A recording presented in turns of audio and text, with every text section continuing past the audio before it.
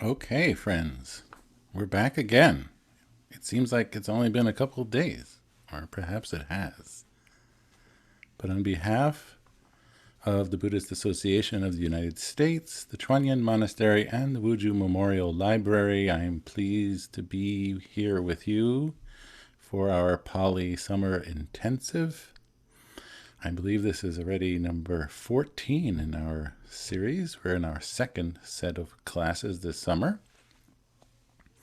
And we are currently looking at Ger and Karuna Tilaka, a new course in reading Pali. We're in the third lesson, lesson 3, and we are in the further readings, I think. And so without any further ado, let me share my screen. And let's get to it. We have this lovely graphic I hope you can see from Venerable Ananda Jyoti's website, which he has kindly and beautifully set all the verses from the Dhammapada with images. And I hope we can get to that soon. But right now we're looking at Digha Nikaya Mahasatipatthana Suttam. So this is the big or the great version of Satipatthana. Sati, I hope many of you know, means mindfulness. And patthana or uppatthana perhaps could mean either establishing or perhaps also a framework. Some people translate it that way. It's been translated in various ways. And this is the special section that doesn't, or this is part of the special section that doesn't appear in the shorter version, which we find in the middle length discourses. And this section is called the Dukkha Satcha Nideso. And so dukkha is often translated as suffering. Satcha is the truth or truth. So the truth of suffering, and nideso is like an elaborate or a analytical explanation.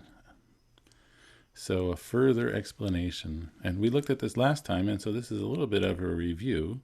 Now the key thing to know here, or to notice here, I should say, is how adjectives and nouns are matched, or how they should be matched.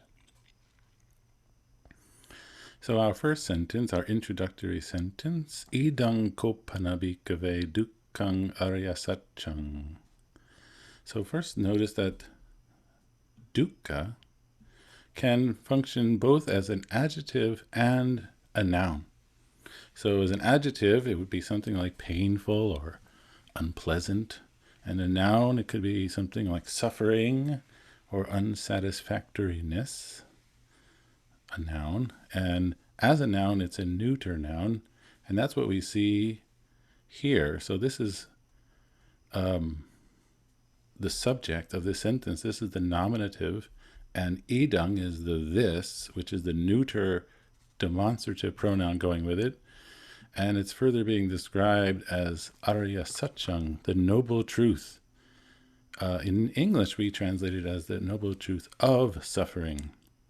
So it has more of a genitive feel, but not in Pali. Dukkang Arya Satchang, the suffering noble truth. And so here we start jati, jara, and vyadi, and maranang are all being described as dukkha. And we notice that dukkha in this sentence is now functioning as an adjective. So jati is birth, it is a feminine noun, and so we notice that it is the adjective is in the feminine nominative as well. Jara, old age, same thing, feminine nominative. Now this one, a little questionable, because it doesn't actually seem to exist in the Mahasatipatthana Sutta, or not in every version, but it's in our textbook, although they have described it as dukkha, but I think vyadi, and it was mentioned in the prior class by somebody, is actually a masculine noun, sickness or illness. And so we've changed that to dukkho. Maranang, death, is neuter, and so we have the neuter version.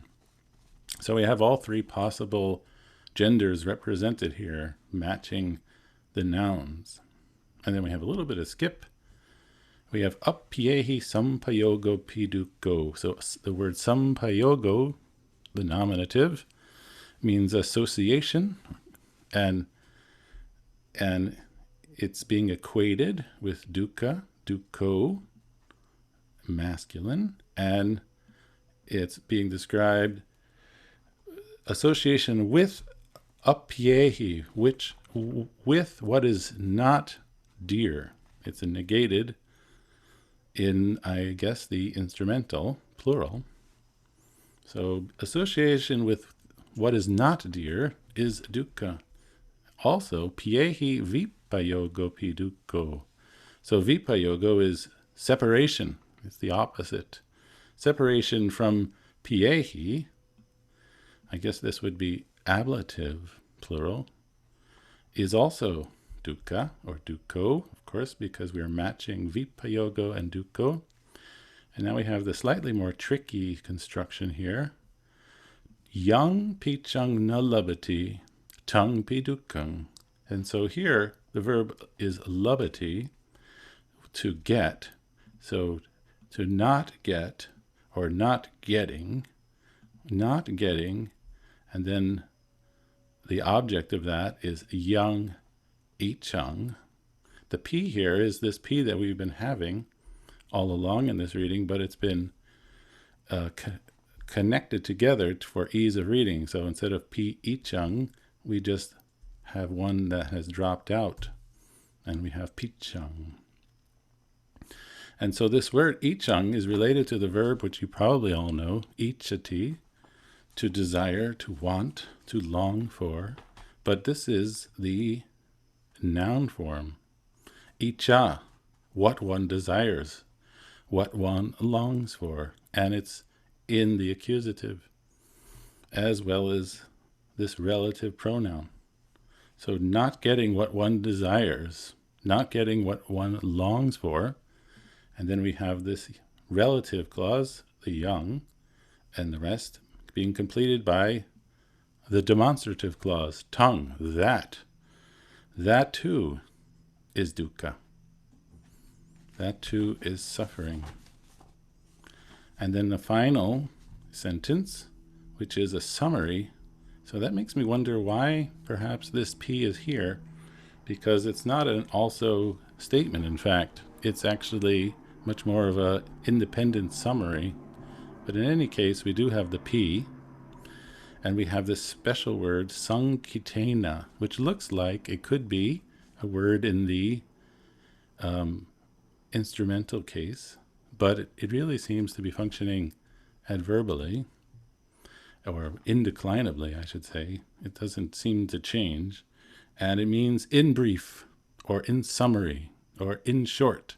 So all this text, all this teaching we've had prior is now going to be summarized in this statement, in brief. And we have this long word, which can be broken down to pancha, which is the number 5, and the word upadana, and the word kanda. So pancha is 5, upadana means to take up and to grasp.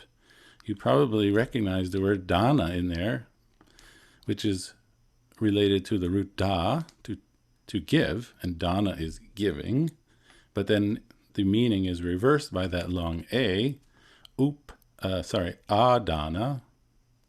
We've had the verb adadati and adiyati, which are both to take, and then it has the prefix up, which has very much like English the sense of up.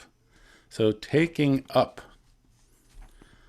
And kanda is a sort of special word. This is a plural, kandas, which is generally translated as aggregate, or maybe one of the constituent part of being.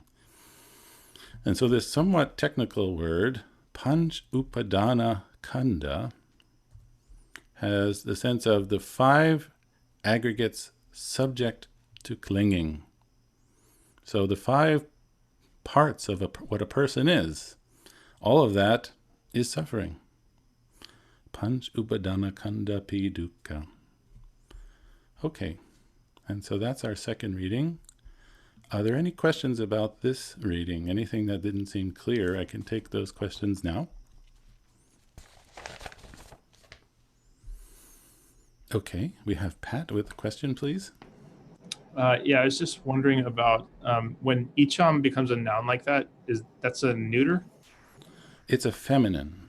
Oh, it's a feminine. And I was just asking because is that a pattern that any verb that's turned into a noun in that way, is it something that you have to learn which gender the nominalized form takes, or is it?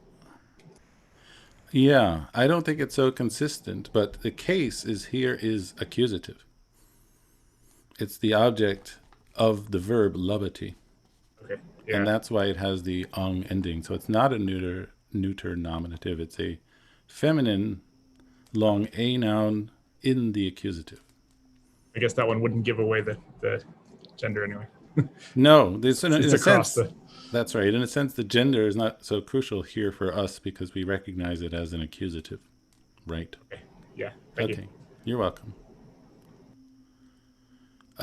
Catherine?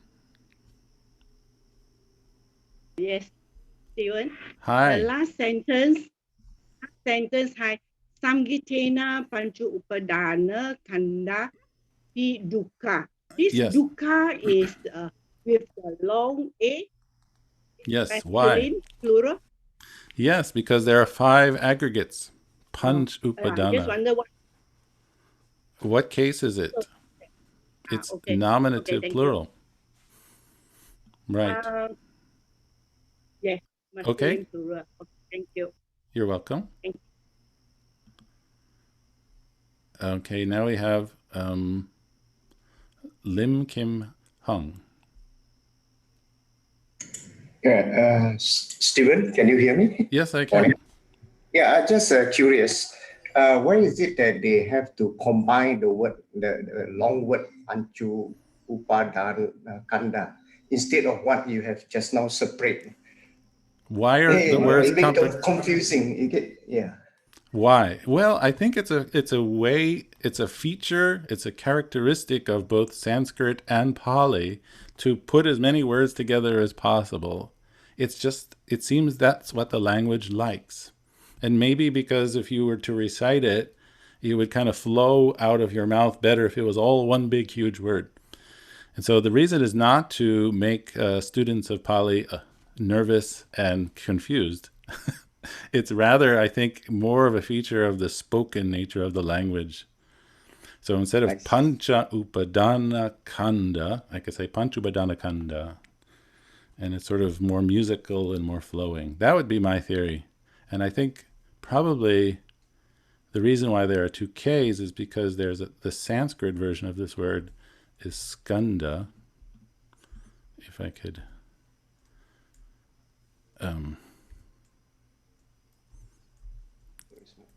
like this. Oh. And then the S would become assimilated, and then it would be kanda.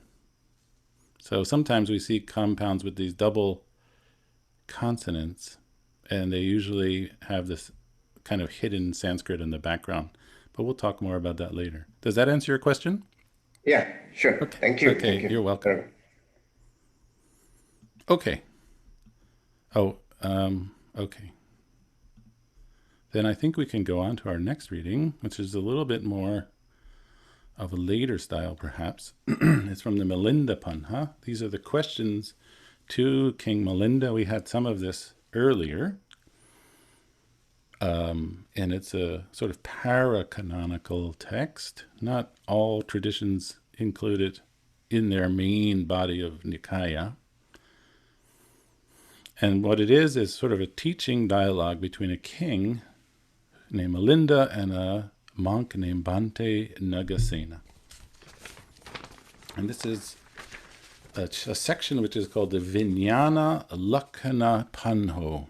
And so Vinyana, speaking of the five aggregates, is the fifth of the five, traditionally, Vinyana, which is translated in English typically as consciousness. And the special word, lakhana, which we have here, lakhana. So notice here we have, again, three words that have been sort of smushed together to make one big word. It's a characteristic of Pali. Lakhana, it means a distinguishing mark or a characteristic. So the characteristic of consciousness question, or questions about the characteristic marks of consciousness. So Vinyana. And I can maybe say this, it's such an important word, Vinyana, one of the five aggregates, that it's built out of this prefix V plus the root, if I can successfully do it for us, Nya, which is actually from the Sanskrit Nya, which in Pali the J doesn't really exist. So this J will drop out, and to represent it, we can put in another palatal N, Vinyana. And so Jna is to know. So knowing and consciousness are of course very closely related. And it's a neuter noun, by the way. And in fact, the root nya, I think I've mentioned this before, is related to the word we use in English sometimes, gnosis or gnosis. So that goes all the way back to Proto-Indo-European. And so we have this question posed by Melinda. Bhante Nagasena, King Lakhanang Vinyanang. So notice here, by the way, first of all, as I said, the word Vinyana is a neuter noun. And so it is this, Vinyanang, but as we've said, at the end of these direct speech sentences, which are followed by the T, it is sort of strengthened. And so we have just this, I think. Bhante Nagasena, what? King is what? What is the characteristic mark of consciousness? And then we have the answer, Vijanana Lakhanang Maharaja Vinyana. And so this is somewhat of an uncommon word. I don't know if it's even found in the major Nikayas. Vijanana. Hard for me to say, but it means knowing. And so the answer is, the characteristic of knowing is consciousness. And perhaps that answer is not sufficient, because the reply is Opamang karohi, which means please make a simile. So that's karoti, and this is what we call the imperative, karohi. The I is lengthened because of the T, and an opama in the accusative in this instance is a simile or a metaphor. Right?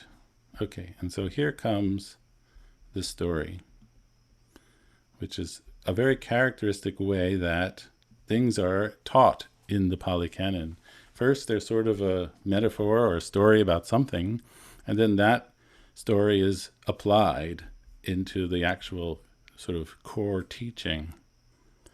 And so here we start, Yata Maharaja Nagara Gutiko Madje Nagare Singatatke Nisino Paseya. Maybe I'll stop there for a second. This is a rather long sentence. So yata, typical way to introduce perhaps a simile, just as, and here our vocative, O great king, and our subject of the sentence is a Nagara Gutiko. This is another compound of Nagara, which means a city, and a Gutiko is a guardian, I think, sort of like, perhaps like a police officer. So a city guardian, and this city guardian is being described with the adjective, notice how it's matching, nisino, which means seated. So a seated city guardian, and he's further described with his location, and not surprisingly, his location is given to us in the locative case. And so he's seated Madje Nagare. So Madje is the middle, and then Nagare, city, of course, the same as Nagara, but now in the locative. And then this special word, Singatike, which means either a crossroads where two roads might meet, where four entrances, 4 points come together. I think it also could mean like a town square, like a plaza or a piazza, where various major roads empty into. And so putting all that together, we have, just as, great king, a city guardian seated in the middle of a city's town square, or in the middle of a square in a city. And then we have our optative verb. Pasati is the verb, expressed here in the third person singular optative. Notice that this double Y is our tip-off that we're seeing an optative.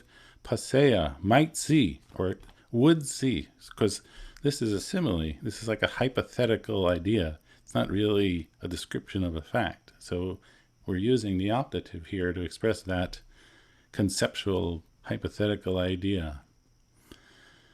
And then we have puratima disato purisang agachantang. And so what does he see? Well, it's expressed here in the accusative. It's the object of the verb, a purisang, accusative, a person, agachantang. So this is what? This is the verb agachati, which is the opposite of gachati. So gachati is to go, agachati is to come. But this is not a verb anymore. This is a present participle. So notice the unt at the end here. This is turning this verb into a present participle.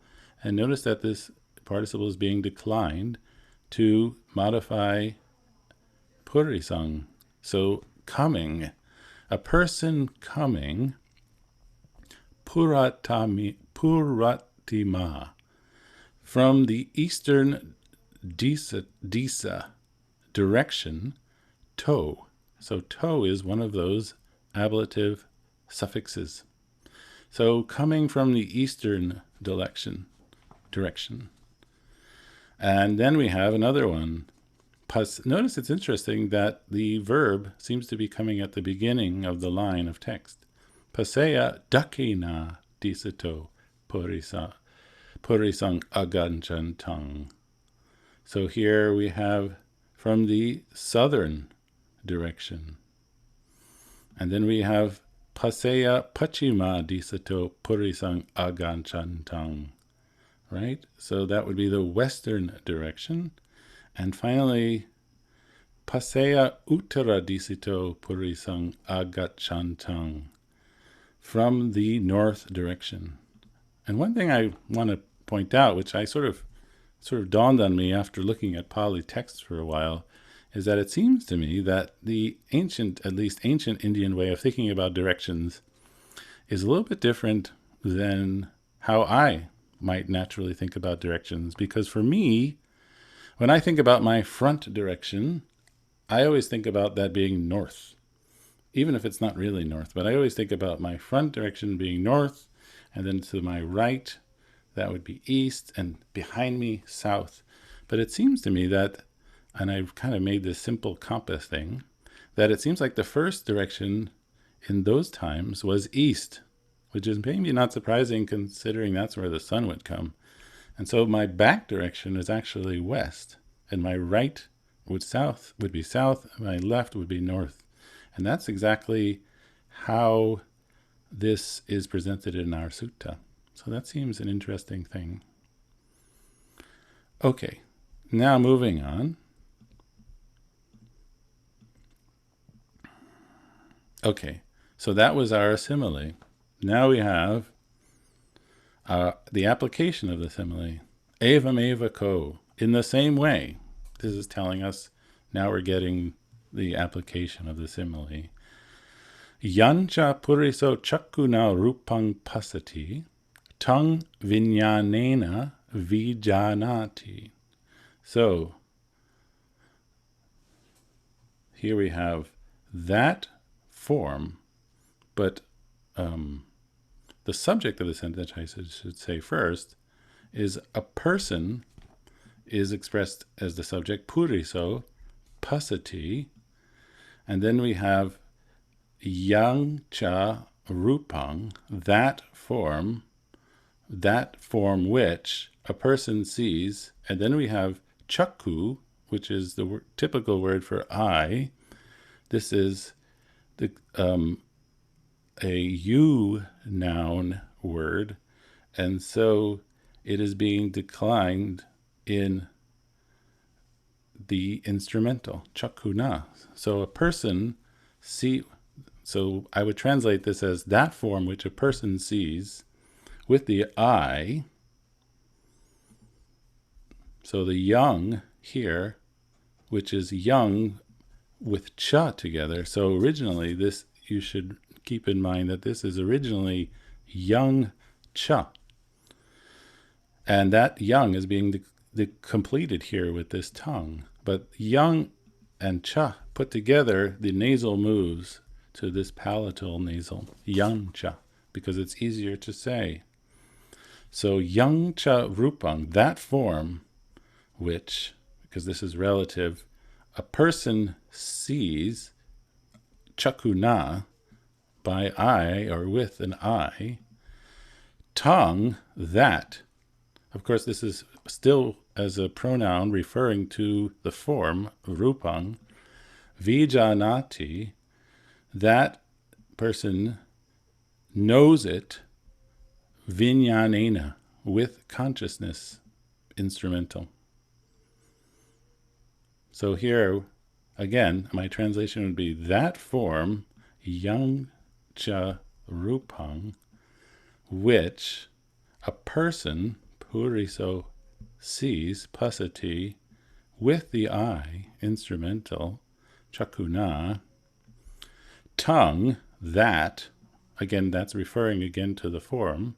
This is the demonstrative pronoun.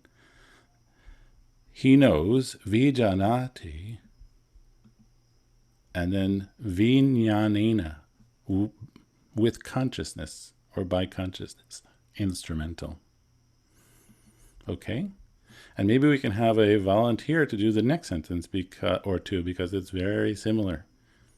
Anyone would like to give that a try?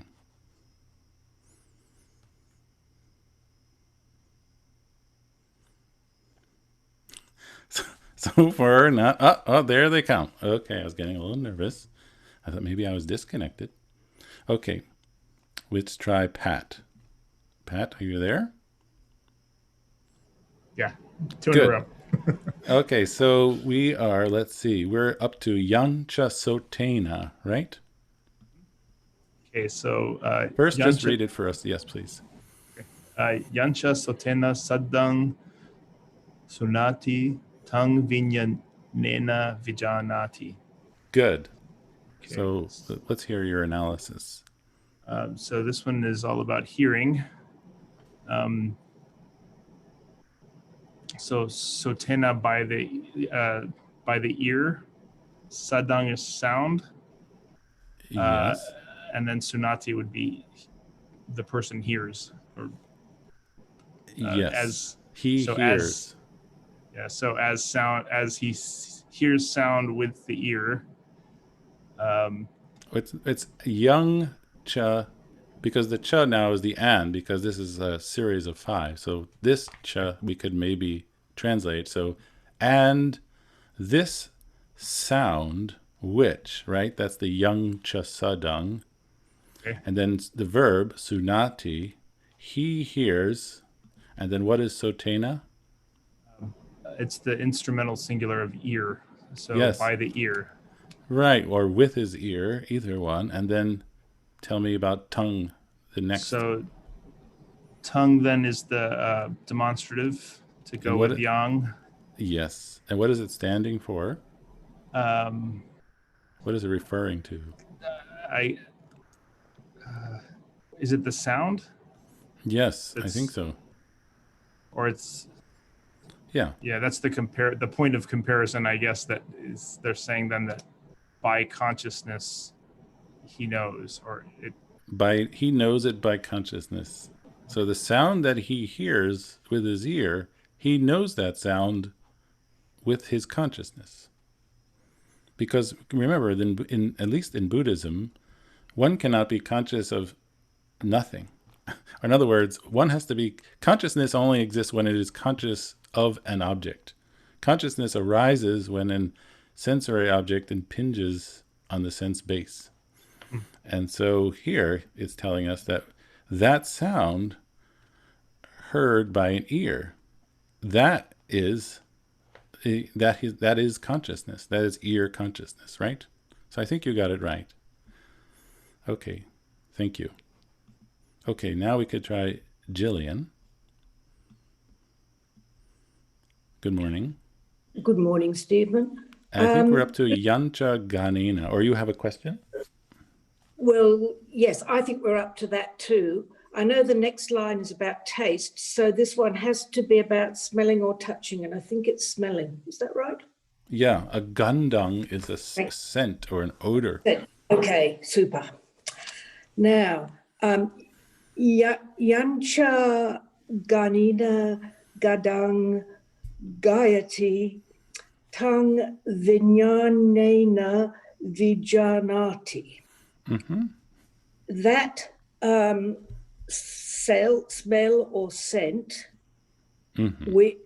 which is smelt by the nose. Ganina, right. Yes. Second demonstrative.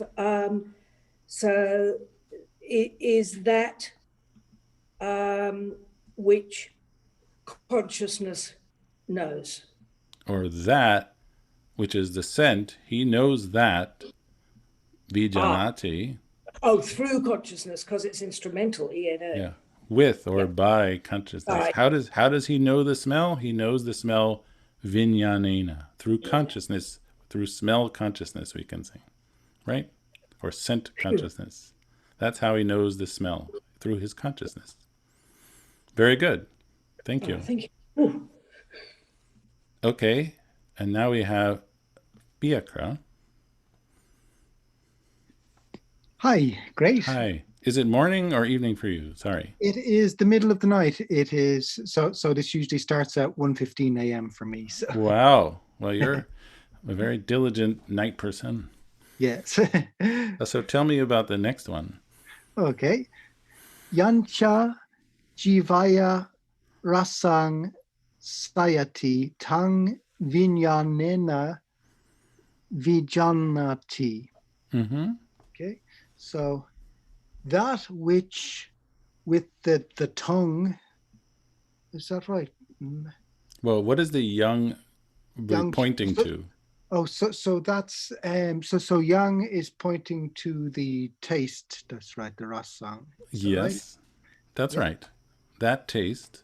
That taste, which with the tongue he tastes. Is that right? Well, first go to the verb. So sayati. What is sayati? So tastes is right. Yes. So that taste. That taste. Which is tasted. Which is tasted. And now we have jivaya. What is that? So jiva is the tongue. So that's the so going with an instrumental for that. Yes, and why? Tell me, please. Is it aya, whereas these other ones have been ana? So it's a different. So it's a different a different conjugation. So these are the ones which have a as their nominative singular. because it's a feminine long A noun, I think. Feminine long A now. And so that receives better way of saying it. Sorry, yes. This receives the aya case ending for the instrumental. Yes. Right. Okay, but now please go on for the demonstrative clause. Okay. So it's tang vinyanena vijanati. Mm-hmm. So this is that he is conscious with his consciousness. Okay.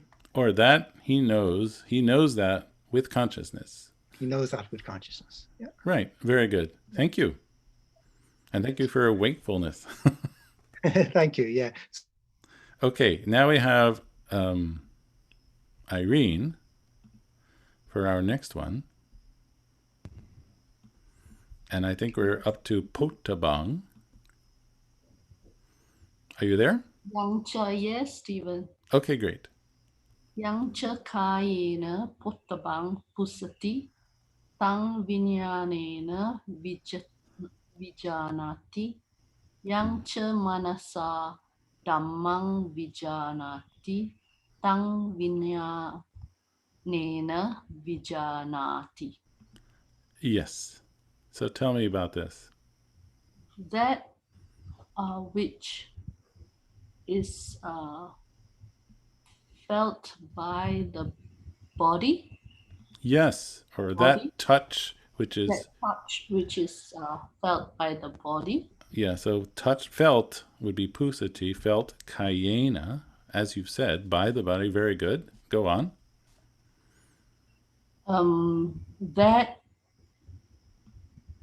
That is known by the consciousness. That's right. That's right. Good. So maybe we'll leave it there. And tell me, please, what case is manasa? It's a little bit unusual for us. Manasa.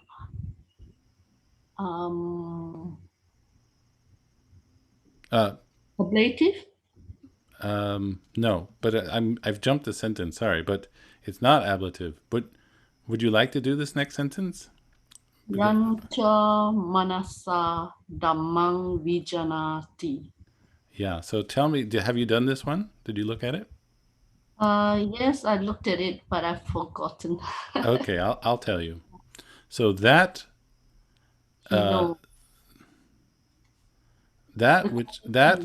yes, dhammang, which is the thought object.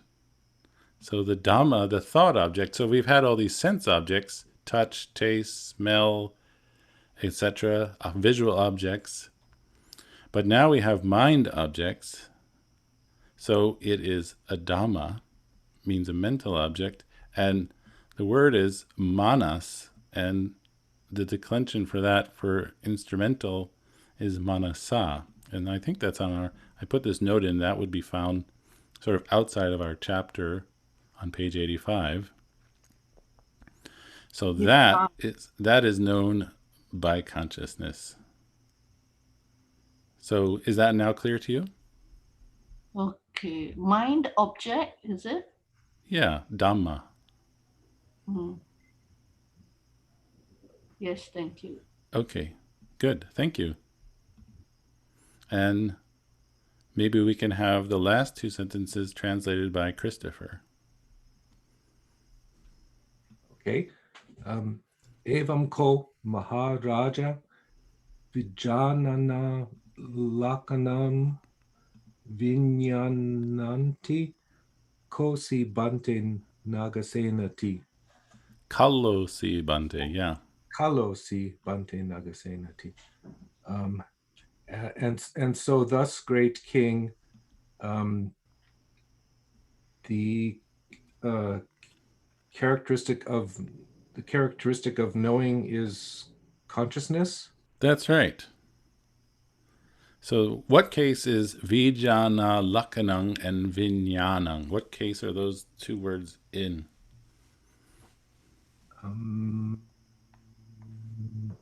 Nominative. Right, they're both nominative neuters. Very good. Equated, yeah. Right, and they're equated, so we have to add in English, as you did, is. So thus, indeed, great king, the distinguishing mark of knowing is consciousness, just as you said. And now explain, please, kalosi. Hello, I don't know the color. Well, okay, I'll tell you. So kalosi is a contraction of kalo plus asi, and asi is the verb ati, the verb to be, in the first person singular. So you are. Asi is you are, and kalo means something like clever. Okay, So you are clever, Bante Nagasena. Venerable Nagasena. Very good. Do you see it now? Yes, thank you. You're welcome. Okay, so are there any questions about this reading? Anything that I didn't explain well? This is your chance to ask, because otherwise we're moving on to a whole new lesson, lesson 4. I hope we're not moving too fast. I got a report that we're moving kind of fast. I was just trying to keep it interesting. But if you feel like I'm moving too fast, you can tell me that too. I see a hand here from Sudhakar. Hi, are you there? Do Hi. you have a question? Yeah, I had a comment earlier. You talked about the directions, like the Okay. Indians have a different way, right? For example, like Sariputra is known as the right-hand man, Yes. but in Hindi, the right hand is known as Daina Hath, means the hand on the south. Ah, the hand on the south. That Yeah, makes sense with my diagram. Thank you for telling me that. I didn't know that. Very interesting. So would you So, say like, for you that your sort of normal front direction is east direction? correct. So when you want to say right-hand man, you would say the south-hand man. Uh-huh. That's great. I'm In so Hindi. glad you told me. And then how about when you say your backside? Would you say that would my west back direction? is west. For example, in yoga, like there is a Paschimottanasana, meaning the Paschima is the back. You are actually bending your back. So a lot of Yes, asanas are actually have this word Paschima, means the back. exactly. Also in Pali, we see it. And at first I didn't understand why are they telling me back is west. It seems like my back is south, because the reason is I had my direction rotated 90 degrees in the wrong direction. So Correct. now we understand. You turn east and then you count the directions. Very good. Thank you for sharing that. I appreciate it. Okay, and we have, I think, another question from Huilin. Not a question, just adding on to what was said earlier. In Mm-hmm. Chinese, we also start from the east as the dominant way of describing a direction. Oh. So we go Dong Nam Sai Pak in that sense. Okay, so you say east, south, west, north. Yes. Okay, very interesting. So only I have it wrong. Everyone else understands this, obvious. I'm glad you told me that. Thank you. Okay, so now we know all about consciousness and our 4 directions, and we can go to lesson 4. Okay, let me see if I pull that up. Okay. Now, let's see. So, this is a reading from Anguttara Nikaya, Chattuka Nipata, so the Book of Fours. And this is the chapter on Rohitasa, and it's called the Upakilesa Suttang.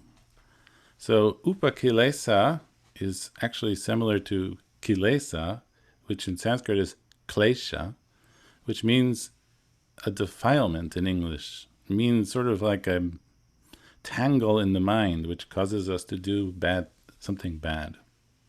So this is about upakilesa. And this, as you probably have noticed, we're jumping in sort of the middle of something here. We're missing pieces because we get the sort of application of the simile without the simile. So that's just for our reading. Of course, it's really there in the sutta. And I think also that I noticed that in our text, it should be evang eva. Maybe that was a mistake of mine. I'm not sure why it was evang evanko. In any way, so we have evam evako bhikkhave chattarome samana brahmananang upakilesa yehi upakilesehi upakilita ekke samana brahmana natapanti na basanti na virochanti kattame chattaro. So maybe what I should do first, because we haven't looked together at the grammar, which is quite a bit. We'll look quickly at the grammar. I've made a quick scan so I can show you. And so you probably have realized by now that numbers, just like adjectives and nouns, need to be declined properly for their context. And we have these giant charts. Please don't be nervous or discouraged of all these possible forms. And so, for instance, on my right here, we have pancha for 5, and we've had that. And here, we're talking about the book of 4s. And so the book, the number 4, can exist in masculine, neuter, and feminine, unlike, for instance, 2, 5, and up. So 3 and 4 have gender, as well as 1. Some numbers have genders, others do not. Also, maybe I'll add that, of course, numbers 2 and up are automatically plural. So we have chattaro, 4, in the masculine, chattari in the neuter, and chattaso in the feminine. And then we have other cases. There is no vocative form of numbers. We don't say, oh, number 4. We wouldn't say that. And now the thing that kind of is a big puzzlement for some beginning Pali students is when we are told that there are singular and plural forms for the number 1. And then this is where you say, what are you talking about? How could 1 be plural and singular? 1 is 1, no? And the answer is because the number 1, as it says above, it's often used as a pronoun. And when it's plural, it has the sense of some, not just 1. So plural, the number 1, plural, has that pronominal sense of some. And 1, sort of like the number 1, could be a, like the letter A in English, a person, one person. And it has all these cases and genders. And don't worry about wrapping your mind around all this stuff for now. Just know that the concept is that these things have to be precisely matched up, because Pali is a very precise language. And so we have all these options. And you probably will notice that the case endings are familiar to you. So ang, asa, ena, mha, mhi. They're very similar to, say, masculine short a. And here we have aya and the long a. And so they're not so kind of novel or unexpected. So we'll say that first. So going back to our reading, in the same way, O monks, our vocative. So here we have upakilesa, and then it's being described as chattarome. So chattara, let's look here for a second one more time. Chattaro is masculine, nominative, of course plural, for 4. And then this is actually 2 words. It's chattaro and ime. And ime, you might recall, is the demonstrative plural, ime. So putting that together, maybe we'll do this. These 4 defilements, so that's the subject of this sentence. These 4 defilements, these 4 upakilesas. And then we have a compound in the genitive plural. So that's our anang suffix. And we have samana and brahmana, and it's plural. So ascetics and Brahmins. And this is a very common compound. For some reason, they're put together as one word. So these four defilements of ascetics and Brahmins, and then we have yehi. This is our relative pronoun in the instrumental, by which, then we have a sort of parenthetical piece. Then we have defiled. So this is an adjective. Upakilita. This is an adjective. It's actually modifying samana brahmana. So it's an adjective in the plural. And how are they being, it's being defiled by defilement. So it seems, I think for English speakers, this will sound weird at first. And in fact, in some translations, or maybe in most, this clause is actually omitted because it just doesn't seem idiomatic. So defiled by defilements, that's upakilesehi upakilita. Some, so this is our number one plural, meaning some, samana brahmana, some ascetics and Brahmins, na tapanti, do not shine, na basanti, do not blaze up, and na virochanti, they do not radiate. And so the idea is that when they have these defects, these defilements, they're dull. They're not shining out. Katame chataro. What for? So which for defilements? And so I hope that's all clear for now.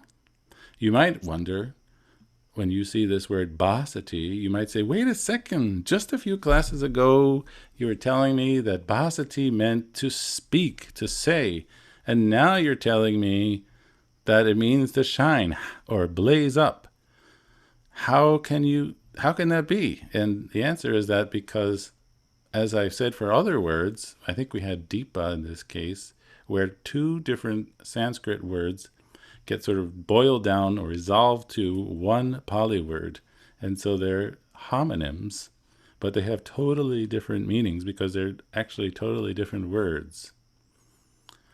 So that is the reason why basati here, and we tell this by context, doesn't mean it. So we would certainly not translate this as they do not shine, they do not speak, and they do not radiate. We understand that this basati, in the plural basanti, is to shine or blaze. Okay. Now moving on. Santi bhikkhave eke samana brahmana surang pivanti meryang sura merya pana appati virata. So santi, I hope you recognize, is our verb ati. That's our verb to be, our newish verb to be, ati, in the third person plural, santi. There are, O monks, eke samana brahmana, some ascetics and Brahmins, pivanti, they drink, surang, and merayang. So notice how the verb is sort of surrounded by its two objects. It's interesting. So there are some samanas and there are some recluses and Brahmins that drink surang and merayang. And so sura is a liquor, and meraya is another kind of liquor. And you probably recognize this because there's a Buddhist precept, sura merya majja pamadatana, which means these three types of liquors, literally that lead to the state of heedlessness. Remember pamada, we had pamada and appamada. So this is pamadatana, the state of heedlessness. I will abstain from doing that. I have to say it's not entirely clear to me the differences between these two here, or even three, in the precept what they might exactly refer to. Different people seem to have translated them differently. I think the point is to make sure we've covered all our bases of intoxicants and can't have somebody say, but you didn't say martini, or you never said anything about beer. And the idea is that all these intoxicants are covered. So sura is liquor. Meriang is sometimes translated as wine. I'm not entirely sure. The point of it is that it's an alcoholic beverage, right? And so Sura Maria Panha is going with apati virata. So here, a plus pati virata, they do not refrain or restrain. And then here, this is our ablative, from these two drinks. So pana here is a drink. So wine and liquor. So putting this whole sentence again together one more time in English. There are, O monks, some ascetics and Brahmins who drink liquor and wine, we might say. They are not restraining or refraining from wine and liquor drinks, or liquor and wine drinks, right? Okay, and now going on, ayang, this, O monks. And now we have pattamo, so this is that other kind of number. So you might remember early on into this class, I talked about, just as there are in English, cardinal and ordinal numbers. I think the cardinal numbers are the numbers like 1, 2, 3, 4, 5. And the ordinal numbers, I hope I have this right, would be first, second, third, fourth, fifth. So this is the ordinal for 1, first. So this is the first upakeleso. So notice that patamo and upakeleso are going together. This is the first defilement, and how we have our genitive plural of ascetics and Brahmins, yena, by which, and then we have again this sort of parenthetical piece, defiled by defilements, some ascetics and Brahmins do not shine, do not blaze, and do not radiate. I hope that's clear. If there's a question, please ask it now. Otherwise, I'll ask for a volunteer to do our second, or at least the first sentence of our second paragraph.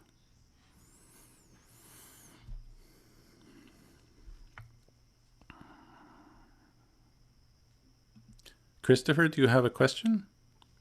Oh, no, I'm volunteering. Okay, let me ask a couple other people who haven't gone yet, and then I'll try to get back to you, okay? Okay, now we can try Bonita.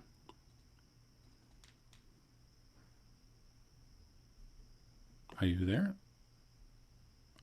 I think you're somehow still muted, afraid. Bonita, are you there?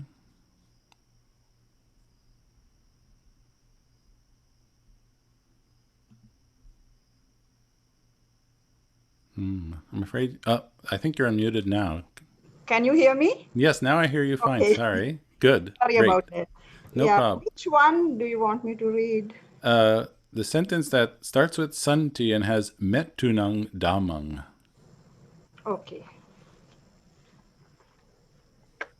Santi bhikkhave eke samana brahmana metunang dhammang patisevanti metunasma dhamma apati virata. Good. What is? Uh, Let's stop there for a second. Yes. Let's talk about what this means. So Santi is the third person plural of Atti. Right. Right. So I just will read my translation first. That's good. Yeah.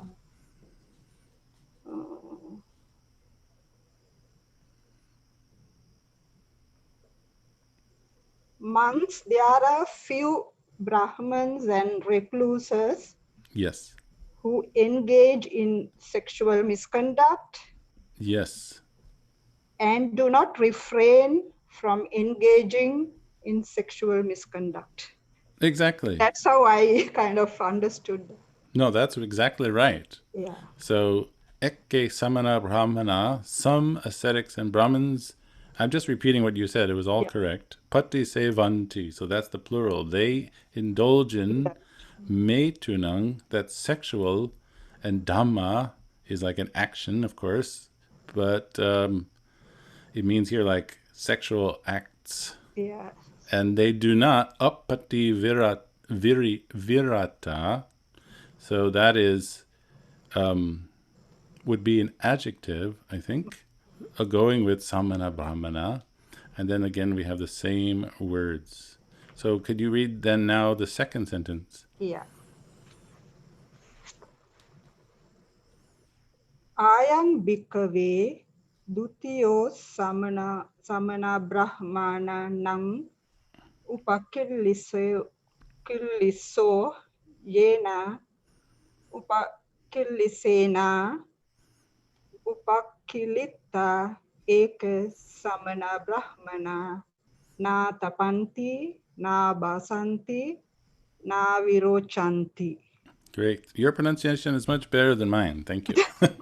What is your first language? Yeah, I'm from the tropical, so I actually speak English first. I know. It's excellent. I don't mean to question that. I'm just curious. Yeah.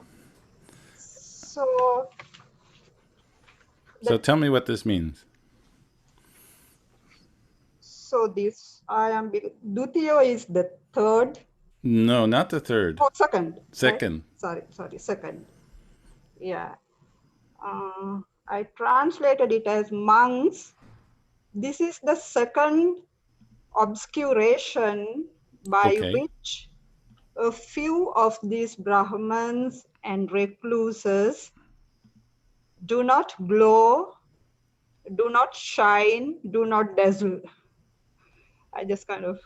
Yeah, it's hard to come up in English with three good choices. I agree, because I think the Pali has better choices than English. But yes, do not shine, do not, I use blaze up, and do not radiate. Very good.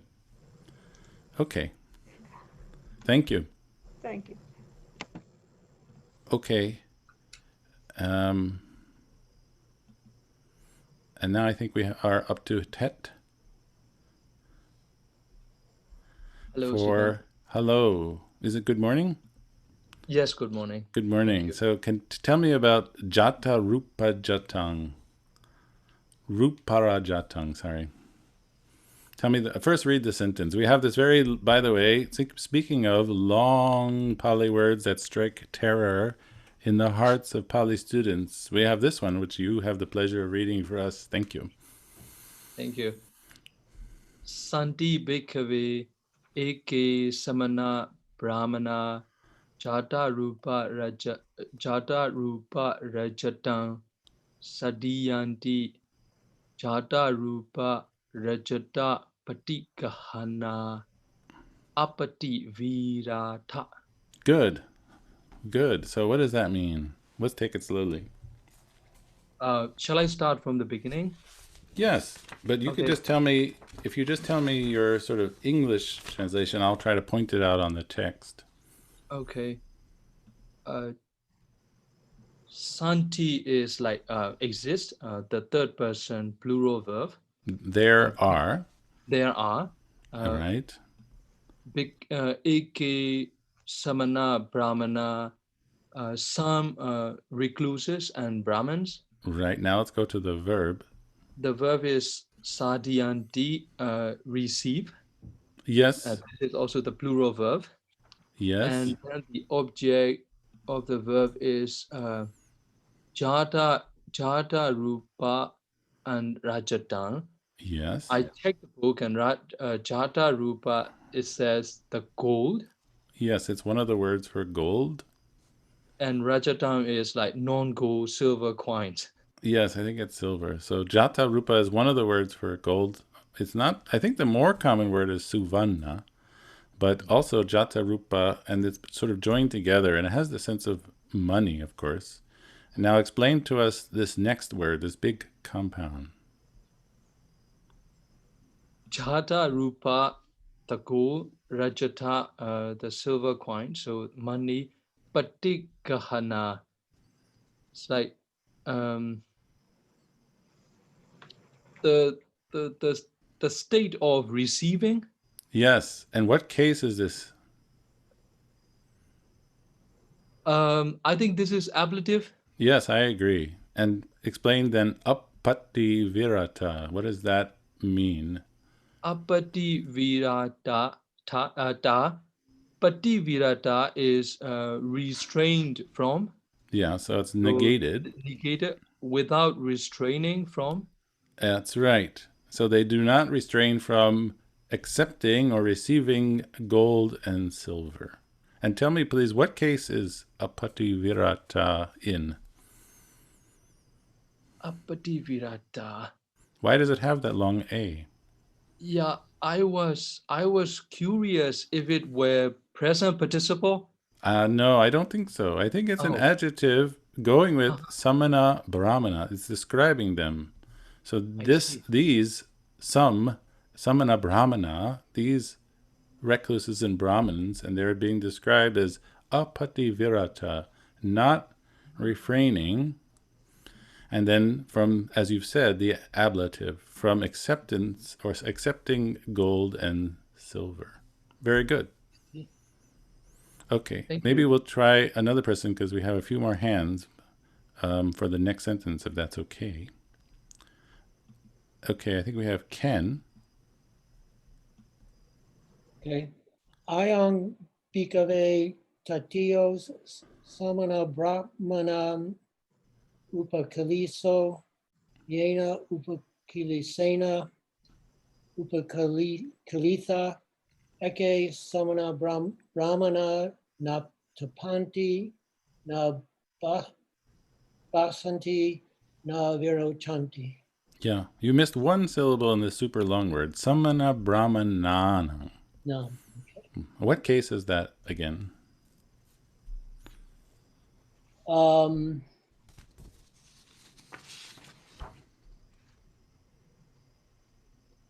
It's nominative. No. Oh, no. Oh, no, it's genitive. Yes, I think that's right. So now tell me your translation, please. This, O monks, is the third defilement of recluses and Brahmins. Right, so the of recluses and Brahmins is our genitive plural. Yeah. Very good. And go on. Corrupted with which defilements some recluses and Brahmins do not shine, are not bright, and are not brilliant. Good. I like it. Thank you very much. Okay, now let's go to Sherosha. By the way, I hope I'm pronouncing your name kind of correctly. It's exactly right. Thank you. I was thinking about it. Maybe I can completely wrong. I don't know. So thank you for resting my mind at ease. No problem. Now we're up to Micha Jivena, Jivanti. So please read this sentence. Santi bhikkhave eka samana brahmana Micha Jivena Jivanti Micha Jiva apati virata. So this is how I just wrote it. There are some ascetics and Brahmins who live by wrong livelihoods. They do not refrain from wrong livelihoods. Very good. Well, read the next one since you're going so quickly. Ayam bhikkhave chatuto samana brahmana upaka. Wait. Do that word again. Chatuto. Yeah, next one. Samana brahmanang upakileso yena upakilesena upakilita eka samana brahmana na tapanti na basanti na virochanti. Good. What does this all mean? So I am Bikavidis, O monks, is the fourth defilement of ascetics and Brahmins, corrupted by which some ascetics and Brahmins do not glow, shine, or radiate. Excellent. Thank you very much. Thank you. Okay. And maybe we can have Christopher. I hope this is not the same exact sentence you did earlier with the next sentence. Is it? No. Okay. This one. Ime ko bhikkhave chattaro samana brahmananam upakilesa yehi upakilesehi upakilita eke samana brahmana na tapanti na bhatsanti na virochanti ti. Mm-hmm. Okay, so indeed, these four monks are the defilements of recluses and Brahmins. Very good. By which, or by these that's good, defilements.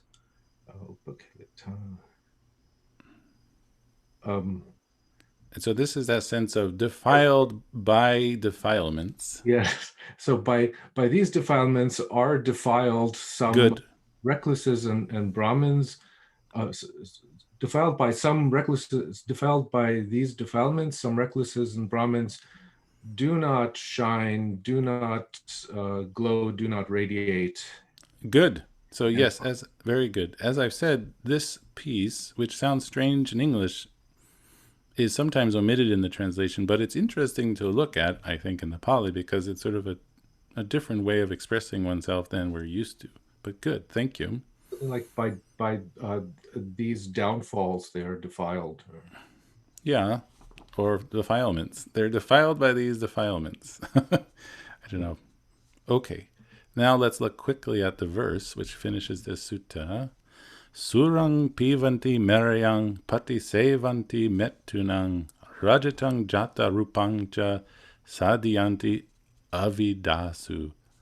So that's the first set, and then we have the first half of a next one. So here, the they is built into the verb. They drink, and then again, the two things they drink surround the verb.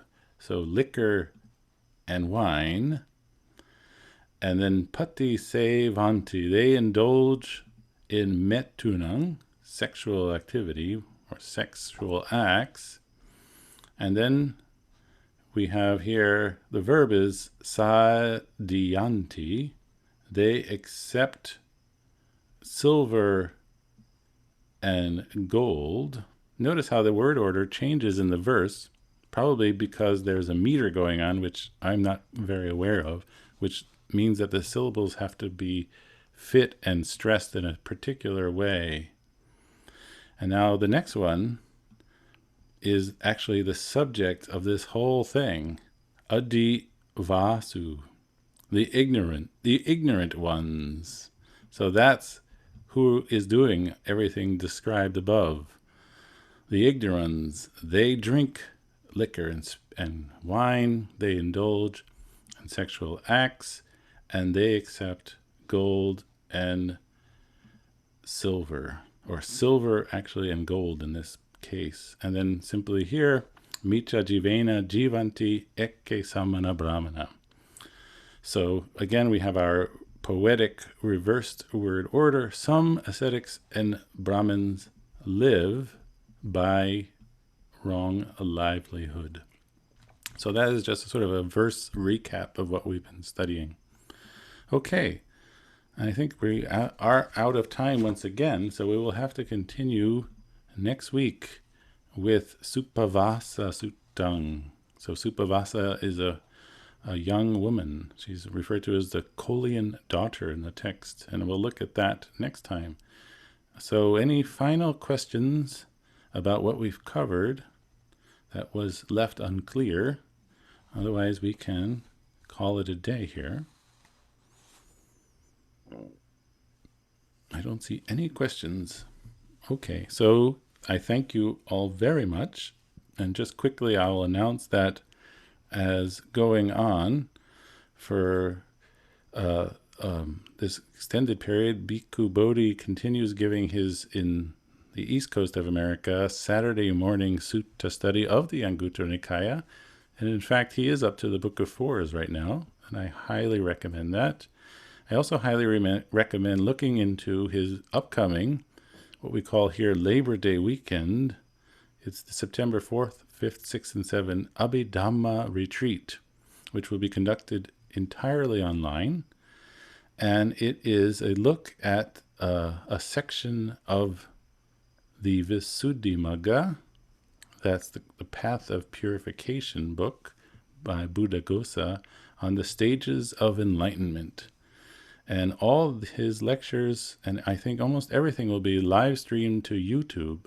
So if you're not able to join the retreat as a retreat, you're welcome to come to YouTube and watch these lectures, because at least for us in the West, there are very few people, I would say, capable of teaching Visuddhimagga in such a skillful and penetrative